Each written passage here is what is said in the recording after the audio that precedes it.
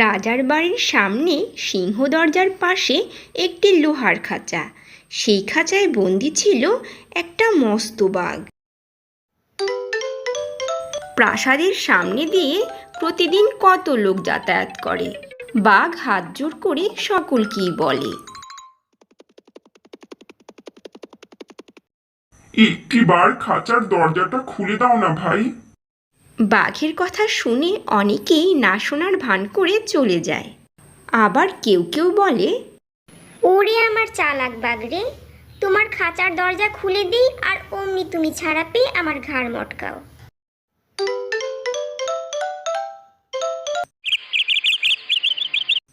একদিন এক সহজ সরল লোক রাজপ্রাসাদের সামনে দিয়ে যাচ্ছিল। বাঘ লোকটিকে দেখে মনে মনে ভাবল, এইটাকে দেখে অনেক সাদাসিধে মনে হচ্ছে, এর সামনে ভালোভাবে আকুতি মিনতি করতে হবে।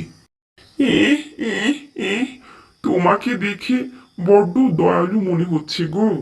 সেই কতদিন থেকে রাজামশাই আমাকে খাঁচার ভিতরে বন্দি করে রেখেছে। জঙ্গলে আমার বউ বাচ্চারা না জানি কত কষ্টে আছে। পথিক, তোমাকে দেখে বড্ড দয়ালু মনে হচ্ছে, দাও না একটু খাঁচার দরজাটা খুলে। বাঘের কথা শুনে পথিকের বাঘের জন্য খুব মায়া হলো। কিন্তু তোমাকে মুক্ত করে দিলে যদি তুমি আবার আমাকে খেয়ে ফেলো? না না না না পথিক, তুমি আমার এত বড় উপকার করবে আর আমি তোমাকে খেয়ে ফেলবো? আমি বনের প্রাণী, এখান থেকে মুক্ত হয়ে বনে ফিরে যাব। বাঘের মুখে এই কথা শুনে পথিক ভরসা পেল। আর বাঘের এত কাকুতি মিনতি শুনে লোকটা খাঁচার দরজা খুলে দিল। আর বাঘ বাইরে বেরিয়ে এলো। বাইরে বেরিয়েই দুষ্টু বাঘ হাসতে লাগলো। হু হা হা হা হা, হু হা হা হা হা। বুঝলি, অনেক দিন ধরে মানুষের রক্তের স্বাদ পাই না। রাজামশাইয়ের এই খাঁচায় বন্দি থাকার কারণে বহুদিন ধরে কোনো মানুষ শিকার করতে পারিনি। এই রাজা বেটা বড্ড পাজি, কোনো কোনো বেলা খাবার দেয় আর কোনো কোনো বেলা খাবার দেয় না। তাছাড়া আমিও এখন খুব ক্ষুধার্ত। বাঘের কথা শুনে লোকটা ভয় পেয়ে গেল। দৌড় দিয়ে যে পালাবে তার উপায় নেই। তাছাড়া বাঘের সাথে দড়ি পেরে ওঠা কোনো মানুষের সাধ্যি নেই। লোকটা কাঁদো কাঁদো হয়ে বলল, আমি তোমার এত বড় উপকার করলাম, আর সেই তুমি কি না এখন আমাকে খেতে চাও? উপকার যে করে তার অপকার কেউ করে? এমন কাজ কেউ কখনো করে তুমি শুনেছ? লোকটার মাথায় হঠাৎ একটা বুদ্ধি খেলে গেল। সে বাঘকে বলল, চলো, এর চেয়ে দুজন সাক্ষীকে জিজ্ঞেস করি, তারা কি বলে। বাঘ এতে রাজি হলো। সাক্ষীরা যদি আমার কথাতে সায় দেয় তাহলে আমি তোকে খাবো, আর যদি সায় না দেয় তবে তোকে ছেড়ে দেব। যা, কথা দিলাম। বাঘ আর লোকটা তখন সাক্ষীর খোঁজে হাঁটতে লাগলো। যেতে যেতে একটা বটগাছের নিচে এলো। লোকটা বলল, এই বটগাছ আমার সাক্ষী। ঠিক আছে, বটগাছকে জিজ্ঞেস কর। ও ভাই বটগাছ, তোমার তো অনেক বয়স হয়েছে, তুমি অনেক দেখেছো শুনেছো। বলো তো দেখি ভাই বটগাছ, উপকার যে করে তার অপকার কি কেউ করে? হ্যাঁ, তাই তো, সবাই করে। পথিক আমার ছায়ায় বসে ঠান্ডা হয়, আবার আমাকে খুঁচিয়ে আঠা বের করে, আবার সেই আঠা রাখবার জন্য আমারই পাতা ছিঁড়ে নেয়, যাবার সময় ডাল ভেঙে নিয়ে যায়। কিরে বেটা, এবার হলো তো, এবার আমি তোকে খাবো। আর একটু সবুর করো, আর একজন সাক্ষী বাকি আছে। ঠিক ওই সময় ওই রাস্তা দিয়ে একটা শিয়াল যাচ্ছিল। শিয়ালকে দেখে লোকটা বলল, এখন এই শিয়াল আমার সাক্ষী। ঠিক আছে। ও শিয়াল ভাই, একটু দাঁড়াও। হ্যাঁ বলো।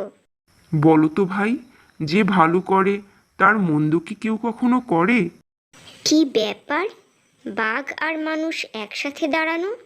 নিশ্চয়ই কিছু একটা গন্ডগোল আছে। চালাক শিয়াল বলল, কার ভালো কার মন্দ তা জানি নে বাপু, আগে পুরো ঘটনা জানতে হবে। ঠিক আছে, তাহলে শোনো। এই বাঘ খাঁচার মধ্যে ছিল, আর আমি পথ দিয়ে যাচ্ছিলাম। শিয়াল আর চোখে বাঘের দিকে দেখল। বাঘ মিটমিট করে হাসছে। শিয়াল বুঝে নিল ঘটনাটি তাহলে কি ঘটেছে। খাঁচার পথ নিজের চোখে না দেখলে আমি কিছুই বলতে পারবো না বাপু। ঠিক আছে, তাহলে তাই চল।